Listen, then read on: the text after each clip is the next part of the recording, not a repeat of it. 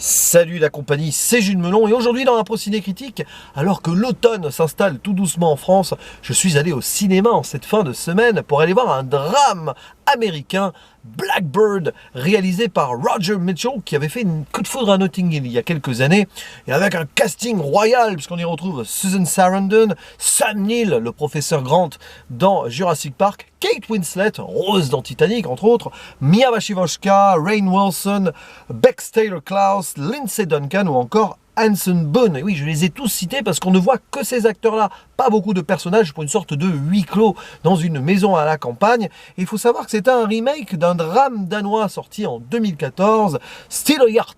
Alors je n'ai pas vu ce film, hein, j'ai sûrement très mal prononcé son titre aussi, je n'ai donc pas joué au jeu des comparaisons. Alors quelle est son histoire? Celle de Lily, qui est donc une femme en fin de vie, qui s'apprête à mourir et qui décide de choisir le jour de sa mort, après décision collégiale avec la famille, euthanasie donc, alors que c'est illégal.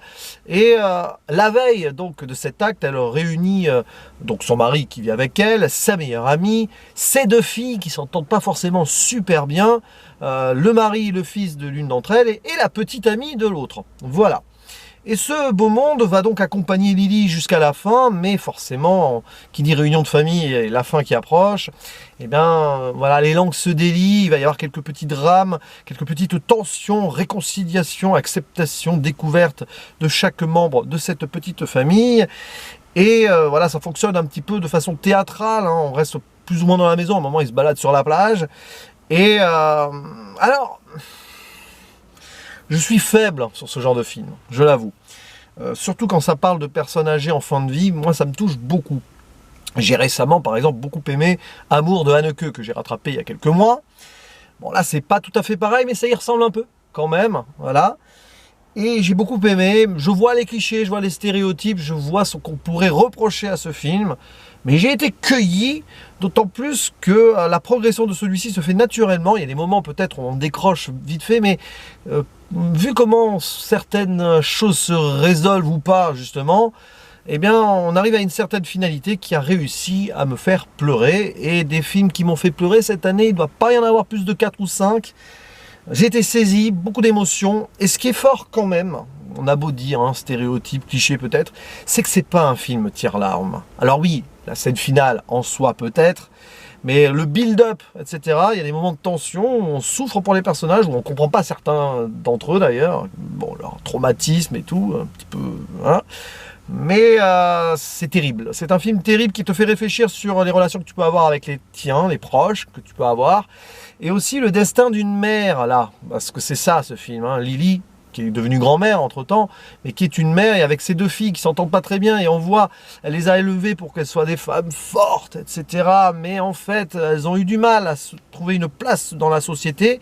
C'est pour ça qu'elles sont aux antipodes l'une de l'autre.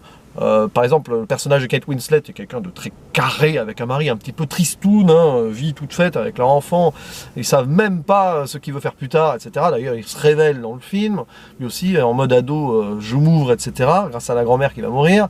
Et l'autre, il y a la cadette qui est dépressive, droguée, qui est en plus lesbienne. Alors ça va, c'est bien accepté par la famille, donc très progressiste, hein. D'ailleurs le couple Lily et Paul, Susan Sarandon et Sam Neill, à un moment ça fume des joints, c'est la génération Woodstock, donc vous voyez, c'est coup de vieux, hein, pour ceux qui ont connu Woodstock, ce film. Ok, d'ailleurs, ouais, ce que j'ai aimé dans le film, c'est la vague de liberté, de fraîcheur progressiste qui s'en dégage, même si parfois ça fait un peu forcé quand même, peut-être. Bon, la scène à un moment où il fume un joint... de façon familiale, c'est presque totalement improbable, mais on sent que justement à l'approche de la mort de la matriarche, eh bien oui, certains décident de lâcher la bride, quoi. Et c'est pas si logique que cela. Voilà. Quand on voit le personnage de Kate Winslet et de son mari, qui est surnommé Monsieur Triste par la sœur d'ailleurs, je crois, c'est amusant de les voir à un moment accepter que leur enfant fume un joint avec eux, etc. Et ce qui est drôle aussi, c'est que, enfin c'est drôle, c'est pas drôle, mais il y a beaucoup d'humour, d'ironie, d'humour noir dans le film, j'aime bien, notamment donc Susan Sarandon, son personnage qui va mourir, mais qui plaisante de cela, qui joue avec la mort qui va arriver, qui d'ailleurs fait ce choix-là, hein. C'est pas légal, dans l'état où ils le font, c'est pas légal, mais ils décident quand même d'aller là, plutôt que d'attendre quelques mois où elle soit complètement en mode légumes, etc. Et ça fait réfléchir. Bon, dans l'actualité, il y a eu pas mal d'histoires sur l'euthanasie, etc., la mort consentie, hein. Personnellement, j'ai mes idées là-dessus, mais je vais pas dériver sur le côté politique des choses. Ça se comprend quand on voit un film comme ça, d'avoir le choix de décider quand on doit mourir. Alors oui, c'est une forme de suicide. Donc après, sur le plan moral, chacun a son éthique là-dessus. Mais le film le traite bien, et cette réunion familiale donc, qui accepte cette mort, mais finalement avec certaines révélations, à un moment c'est plus difficile. Il y a aussi la meilleure amie qui est là, on se demande pourquoi elle est là d'ailleurs, mais bon, la meilleure amie, elle fait partie de la famille, c'est une femme solitaire qui n'a pas eu la chance de fonder son foyer, elle a été acceptée dans cette famille-là. Je trouve ça excessivement beau, moi personnellement, qu'on accepte des amis dans une famille s'ils sont seuls, etc. Voilà, c'est vraiment un film qui respire la bonté, la liberté, le progrès des mentalités.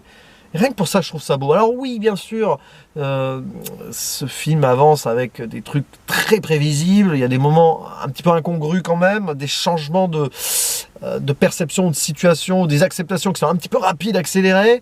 Les personnages qui aussi changent d'avis comme de girouette à un moment.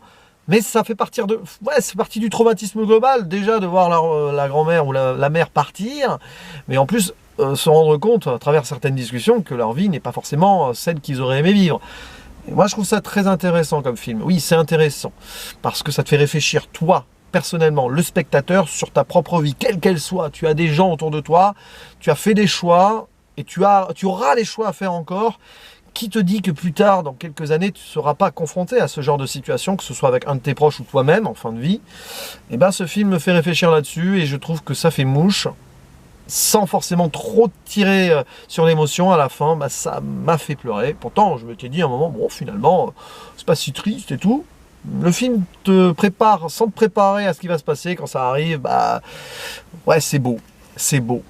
C'est un film, c'est un beau film. Voilà. C'est pas original, c'est traité de façon très académique, mais c'est beau.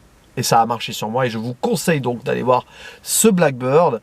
Objectivement, je pourrais aller juste à mettre un petit 7 sur 10, mais non, je monte à 8 sur 10. Et ça fait partie des coups de cœur de cette année 2020, je pense, au cinéma. Parce que des 8 sur 10, finalement, j'en ai pas mis énormément. Bref, allez voir Blackbird, et pas que parce que j'adore Sam Neill, hein, qui est assez effacé dans le film, mais juste et sobre. La performance pour moi, numéro 1, et qui mérite, selon moi, d'ailleurs, une nomination aux Oscars, c'est celle de Susan Sarandon, qui est extraordinaire, tout simplement. Je vous dis à la prochaine. Ciao.